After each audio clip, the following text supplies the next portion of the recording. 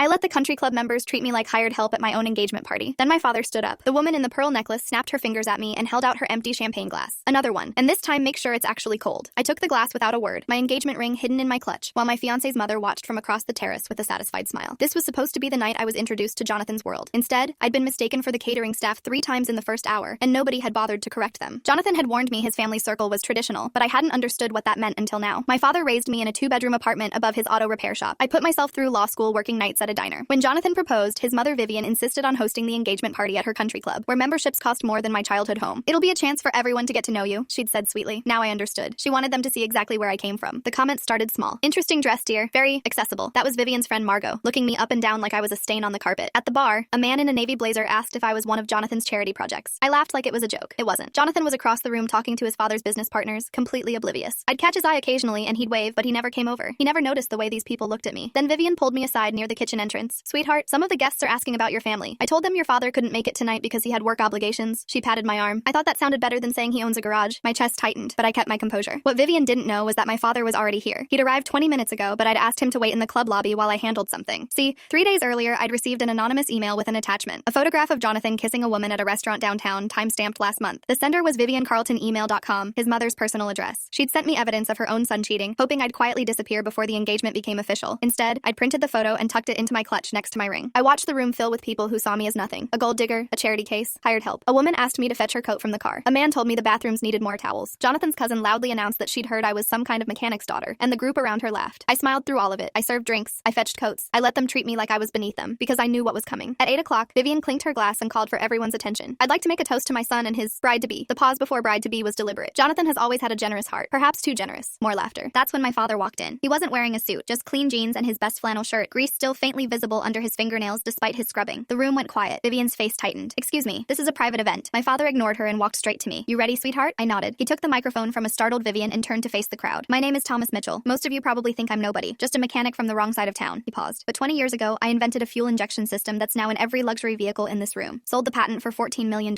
I could buy this country club tomorrow if I felt like it. The silence was absolute. I raised my daughter to work hard and stay humble. She didn't want my money. Earned her own way through law school. Passed the bar on her first try. He turned to Jonathan, who had gone pale. But she also showed me something interesting tonight. I pulled the photograph from my clutch and handed it to my father. He held it up for the room to see. This is your son with another woman. His own mother sent this to my daughter 3 days ago, hoping she'd run away quietly. Gasps rippled through the crowd. Jonathan's face went from pale to green. Vivian grabbed for the photo, but my father stepped back. You spent all night treating my daughter like she wasn't good enough for your family. Turns out your family wasn't good enough for her. I slid my engagement ring off my finger, walked to Jonathan, and pressed it into his palm. Your mother was right about one thing. I don't belong here. I walked out with my father's arm around my shoulder. The last thing I heard was Vivian screaming at Jonathan while her country club friends filmed the whole thing on their phones.